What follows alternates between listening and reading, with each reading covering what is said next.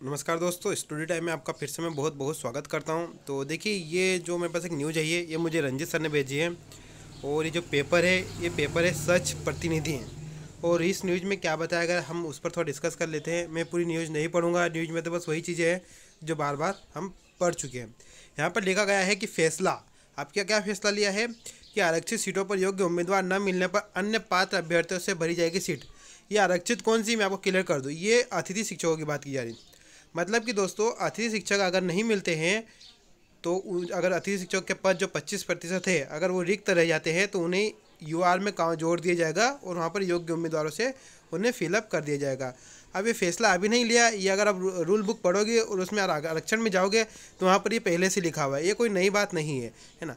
अब यहाँ पर ये आज ही क्यों लिखा है, क्योंकि दोस्तों अतिथि शिक्षक बहुत ज़्यादा है और कहीं ना कहीं वो होल्ड पर है, क्योंकि उन्होंने बहुत सारे मात्रा में ऐसे शिक्षक हैं जिन्होंने अतिथि रहते हुए बीएड किया है और डीएड भी किया है ना, बहुत सारे। तो कहीं ना कहीं यहाँ पर पद खाली रहने की उम्मीद बन रही है। ये न्यूज़ है और ज़्यादा कुछ नहीं है। दूसरी बात दोस्तों, एक मैं न्यूज़ और दिखा देता हूँ जिसमें होल्ड का जो इशू आ रहा है वो दिखा देता हूँ। देखिए दोस्तों, हमने इस बार सोचा था कि इस बार होल्ड नहीं रखा जाएगा, लेकिन सबसे ज़्यादा होल्ड ही जा रहा है। अब होल्ड क्यों रखा जा रहा है, उसके पीछे सबसे बड़ा कारण ये है, जहाँ तक मुझे पता चला है कि हम जब वेरिफिकेशन करवाने जाते हैं तो वहाँ लॉक सिस्टम होता है। मतलब अगर आपका वेरिफिकेशन हो गया तो लॉक का ऑप्शन एक बार रहता है। अगर डीओ ने एक बार लॉक कर दिया तो आपका वेरिफिकेशन लॉक हो गया, या वेरीफाइड या फिर एक्सेप्ट या फिर होल्ड या फिर रिजेक्ट। तो यहाँ पर डीओ के पास सिर्फ एक ही ऑप्शन रहता है, एक्सेप्ट करना है तो या होल्ड करना है या फिर रिजेक्ट, और लॉक करने का सिर्फ एक बार ही ऑप्शन रहता है। अगर एक बार लॉक कर दिया तो उसे अनलॉक नहीं किया जा सकता, फिर वो डायरेक्ट डीपीआई पास चला जाता है। तो यहाँ पर डीओ क्या करते हैं, अगर उन्हें किसी प्रकार का कोई डाउट रहता है तो यहाँ पर किसी प्रकार की रिस्क नहीं लेते हैं और वो आपको होल्ड कर देता है। अब होल्ड का मतलब ये नहीं दोस्तों कि आपको रिजेक्ट कर दिया। होल्ड का मतलब ये है कि आपके प्रकरण को उन्होंने डीपीआई पास भेज दिया। अब आपके प्रकरण पर डीपीआई वेरीफाई करेगा कि क्या इस कैंडिडेट सही है या नहीं है ना।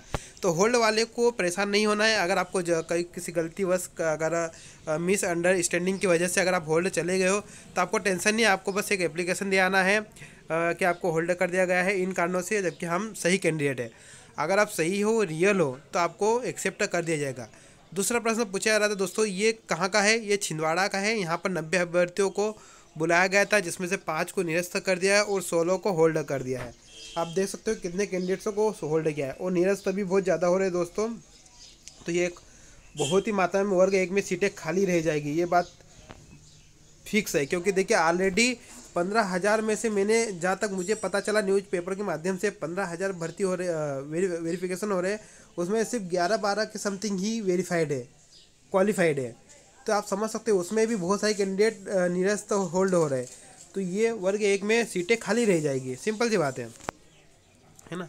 और यहाँ पर 16 को होल्ड रखा गया। अब होल्ड वालों का क्या होगा, इसका निराकरण कब होगा, पूछे सर इसके लिए हमें कब पता चलेगा।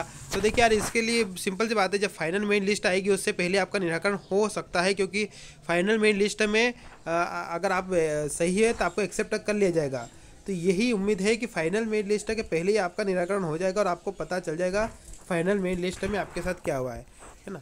बाकी देखिए क्या होता है, आने वाले टाइम में पता चलेगा, चीज़ें चलती रहेगी। और जिनका वेरिफिकेशन हो गया है और जिनका बाकी है वो भी वेट करिए, और जो जो जानकारियाँ मिलेगी मैं आपको बस शेयर करते रहूँगा। तो ठीक है दोस्तों, मिलते हैं नेक्स्ट वीडियो में, तब तक के लिए जय हिंद, जय भारत।